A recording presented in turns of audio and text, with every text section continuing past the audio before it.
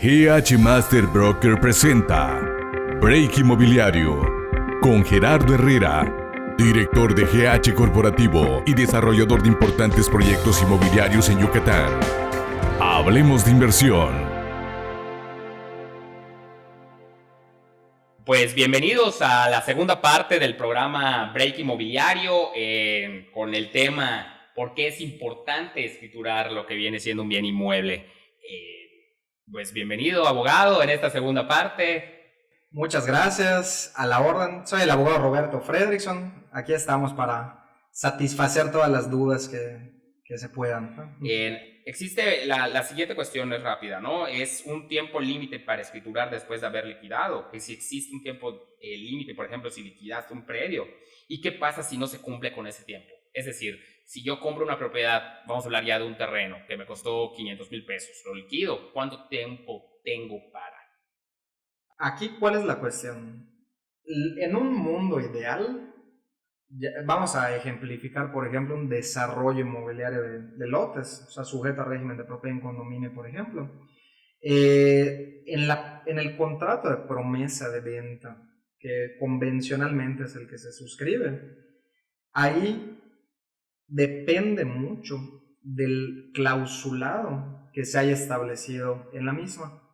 Si se establece, por ejemplo, de que al comprador, al promitente comprador, se le otorga un plazo máximo de X tiempo sobre el contrato de promesa de compra-venta, se va obviamente a regular esa situación, ¿no? O sea, vamos a suponer que el desarrollo se entrega en diciembre de 2024, que de ahí se le dé una prórroga de 6 meses más. Estoy poniendo un ejemplo, pero por lo general así se maneja, ¿no? 6 meses a más tardar posteriores a la entrega y liquidación del lote respectivo por parte del promitente comprador para llevar a cabo la escritura de compra-venta a su favor. ¿Qué pasa si pasa mucho tiempo en que no se escritura ese bien inmueble? El desarrollador, año con año, que siga pasando en que no se escritura, el impuesto predial que derive obviamente del pago de ese mismo lote se va a ir acumulando, y al final, para evitar algún tipo de situación con el comprador, es mejor que lo escrituren, porque si pasan, por ejemplo, 2 años, el comprador va a decir, oye, ya quiero que me escritures, Sí, claro, pero págame esos 2 años también. Sí, nosotros ¿qué realizamos, no? Una vez entregado el régimen, el condominio maestro, lo que viene siendo, y ya liquidaron lo que viene siendo el predio, se tiene que escriturar, ¿no? Así es. O sea, ya que demos un plazo de 48 meses, 60 meses, ya que terminaste tu pago, y es obligatorio si ya se terminó el condominio maestro. Y a mí, honestamente, en lo personal, me sorprende mucho que haya muchas personas que liquidaron hace X cantidad de tiempo algún bien inmueble, y no solamente en el tema de los desarrollos, sino que entre particulares.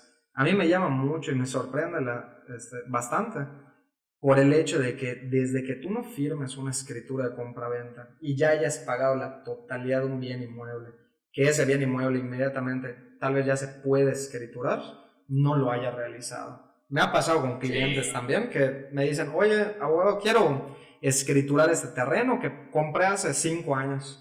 Y realmente, ¿qué me ha pasado también en esos supuestos? Localizamos al vendedor que hace 5 años le vendió el terreno a esta persona. Bueno, recibió todo el dinero, pero no escrituró. Es una promesa de compra-venta. Así es. O a veces sin promesa. ¿Y qué dicen? Dame X cantidad de dinero y te firmo la escritura. Obviamente eso ya es de mala fe. Sí, claro. Entonces, para evitar ese tipo de riesgos y cuestiones, lo ideal, estás pagando la totalidad, estás firmando tu escritura de compra-venta, ¿no? Perfecto. Existen unos temas como si decido revender un lote antes de la escrituración, ¿qué condiciones debe haber para hacerlo?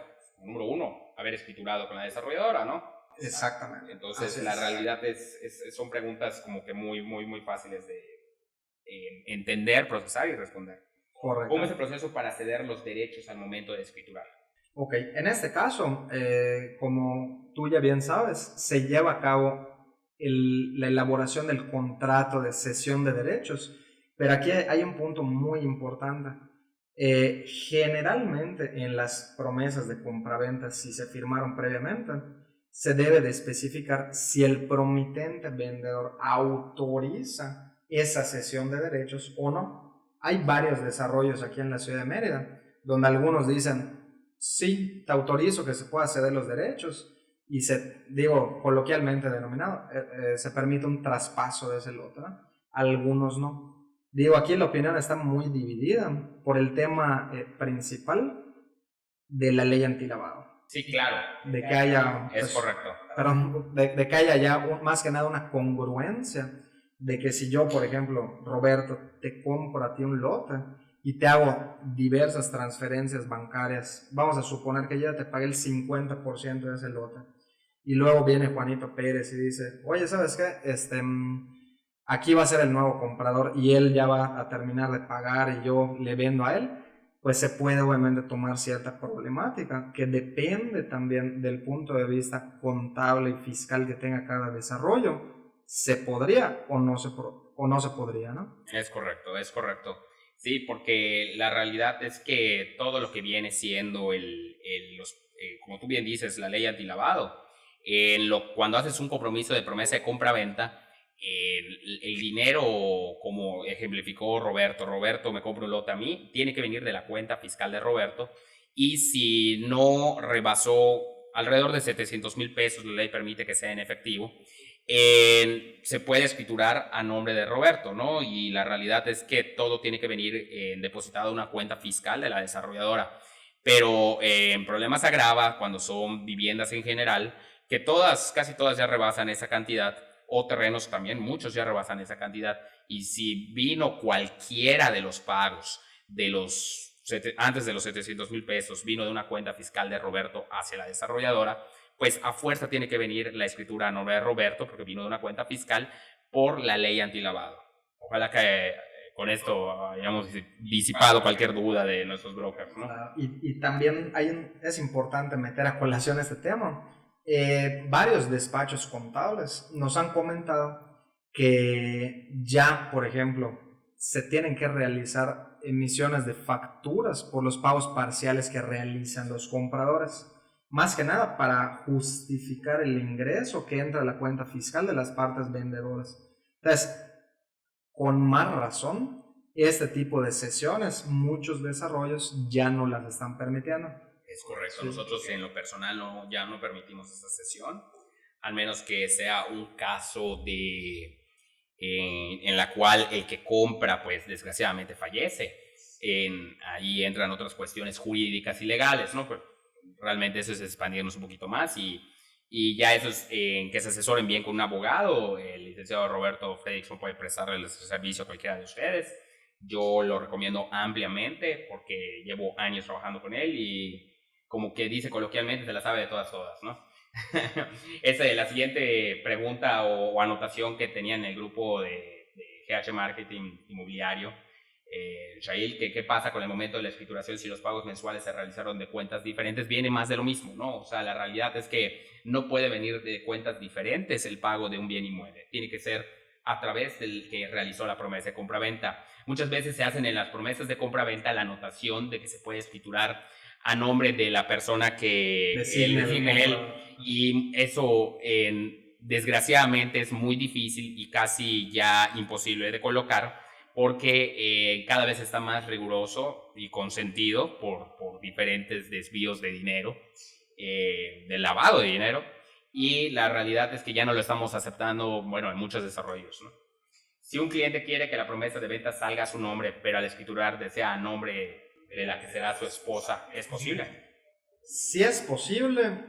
Bueno, ¿yo qué recomendaría? Lo ideal, y esa es responsabilidad muy grande por parte de los asesores inmobiliarios que venden en algunos desarrollos, especificarle a los compradores que lo ideal, por el tema de la ley antilavado y el tema muy polémico, como tú comentas, del beneficiario controlador de estas operaciones. O sea, básicamente queda por entendido que no hayan prestanombres en estas operaciones. Tal vez obviamente sí se pueda tener la mejor de las intenciones de tú comprarle un terreno y escriturarle, por ejemplo, a tu esposa.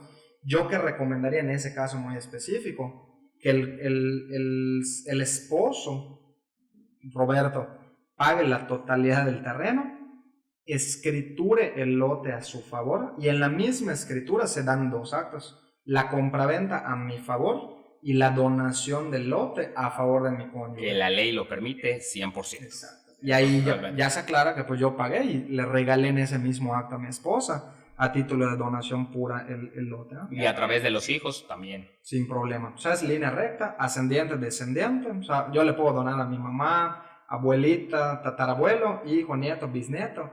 Y a mi cónyuge, siempre y cuando estemos casados por separación de bienes. Es correcto. Entonces, Si es sociedad conyugal, eso se complica. sí, ya no permite la donación. Es correcto, y tampoco se puede donar a hermanos. Exacto. Entonces, nada más aclarar esos puntos, ¿no?